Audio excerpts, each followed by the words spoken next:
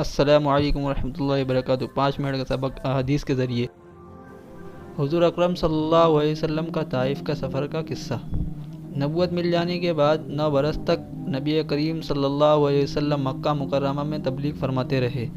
اور قوم کی ہدایت اور اصلاح کی کوشش فرماتے رہے، لیکن تھوڑی سی جماعت کے سوا جو مسلمان ہو گئی تھی اور تھوڑے سے ایسے لوگ کے علاوہ جو باوجود مسلمان نہیں ہونے کے آپ کی مدد کرتے تھے، اکثر کفار مکہ آپ اور آپ صلی اللہ علیہ وسلم کے صحابہ اکرام رضی اللہ تعالیٰ عنہ کو ہر طرح کی تکلیف پہنچاتے تھے، مذاق اڑاتے تھے اور جو ہو سکتا تھا اس سے درگزر نہ کرتے تھے۔ حضور صلی اللہ علیہ وسلم کے چچا ابو طالب بھی انہی نیک دل لوگوں میں سے تھے جو باوجود مسلمان نہ ہونے کے حضور اکرم صلی اللہ علیہ وسلم کی ہر قسم سے مدد فرماتے تھے۔ 10ویں سال میں جب ابو طالب کا بھی انتقال ہو گیا تو کافروں کو اور بھی ہر طرح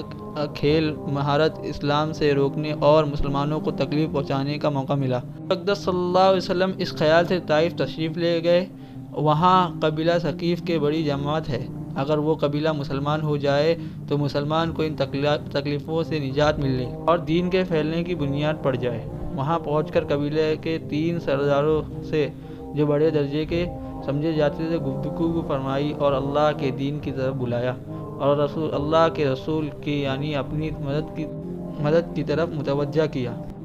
مگر ان لوگوں نے بجائے اس کے کہ دین کی بات کو قبول کرتے یا عرب کی کم سے کم مشہور مہمان نوازی کے لحاظ سے ایک نوارد مہمان کی خاطر مدارات کرتے، صاف جواب دے دیا اور نہایت بے رخی اور بد اخلاقی سے پیش آئے۔ ان لوگوں نے یہ بھی گوارا نہ کیا کہ آپ صلی اللہ علیہ وسلم یہاں قیام فرما لیں۔ جن لوگوں کو سردار سمجھ کر بات کی تھی کہ وہ شریف ہوں گے اور مہذب گفتگو کریں گے، ان میں سے ایک شخص بولا کہ اوہ، آپ ہی کو اللہ نے نبی بنا کر بھیجا ہے۔ دوسرا بولا، اللہ کو تمہارے سوا کوئی اور ملتا ہی نہیں تھا جس کو رسول بنا کر بھیجتے۔ تیسرے نے کہا کہ میں تجھ سے بات کرنا نہیں چاہتا، اس لیے کہ اگر تو واقعی نبی ہے جیسا کہ دعویٰ ہے تو تیری بات سے انکار کر دینا مصیبت سے خالی نہیں، اور اگر جھوٹا ہے تو میں ایسے شخص سے بات کرنا نہیں چاہتا۔ اس کے بعد ان لوگوں سے نا امید ہو کر حضور اکرم صلی اللہ علیہ وسلم نے ان اور لوگوں سے بات کرنے کا ارادہ فرمایا کہ آپ صلی اللہ علیہ وسلم ہمت اور استقلال کے پہاڑ تھے، مگر کسی نے بھی قبول نہ کیا۔ بجائے قبول کرنے کے حضور اکرم صلی اللہ علیہ وسلم سے کہا کہ ہمارے شہر سے فوراً نکل جاؤ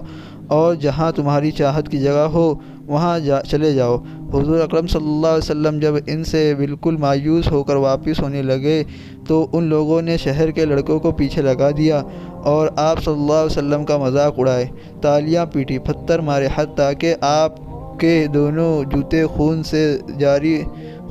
جاری ہونے سے رنگین ہو گئے۔ حضور اقدس صلی اللہ علیہ وسلم اسی حالت میں واپس ہوئے۔ جب راستے میں ایک جگہ ان شریوں سے اطمینان ہوا تو حضور اقدس صلی اللہ علیہ وسلم نے یہ دعا مانگی، اے اللہ، اگر تو مجھ سے ناراض نہیں ہے تو مجھے کسی کی بھی پرواہ نہیں، تیری حفاظت مجھے کافی ہے۔ میں تیرے چہرے کے اس نور کے طفیل جس سے تمام اندھیرے روشن ہو گئے اور جس سے دنیا اور آخرت کے سارے کام درست ہو جاتے ہیں، اس بات سے پناہ مانگتا ہوں کہ مجھ پر تیرا غضب ہو یا تو مجھے سے ناراض ہو۔ تیری ناراضگی کا اس وقت تک دور کرنا ضروری ہے جب تک تو راضی نہ ہو۔ نہ تیرے سوا کوئی طاقت ہے نہ قوت ہے۔ ملک الموت کی شان قہاری کو اس پر جوش آنا ہی تھا کہ حضرت جبرائیل علیہ السلام آ کر سلام کیا اور عرض کیا، اللہ تعالیٰ نے آپ کی قوم کی وہ گفتگو جو آپ سے ہوئی وہ سنی، ان کے جوابات سنے، اور ایک فرشتے کو جس کے متعلق پہاڑوں کی خدمت ہے آپ کے پاس بھیجا ہے کہ آپ جو چاہیں اس کو حکم دے۔ اس کے بعد اس فرشتے نے سلام کیا اور عرض کیا، جو ارشاد ہو میں اس کی تعمیل کروں، اگر ارشاد ہو تو دونوں جانب کی پہاڑوں کو ملا دوں جس سے یہ سب درمیان میں کچل جائے، اور جو سزا آپ تجویز فرمائے۔ حضور اقدس صلی اللہ علیہ وسلم رحیم و کریم ذات نے جواب دیا، میں اللہ سے اس کی امید رکھتا ہوں کہ اگر یہ مسلمان نہیں ہوئے تو ان کی اولاد میں سے ایسے لوگ پیدا ہوں جو اللہ کی پرستش کرے اور اس کی عبادت کرے۔ فائدہ یہ ہے اخلاق اس کریم ذات کے جس کے ہم نام لیوا کہ ہمیں ذرا سی تکلیف، اذیت، کسی کے معمولی سی گالی دے دینے سے ایسے بھڑک جاتے ہیں کہ پھر عمر بھر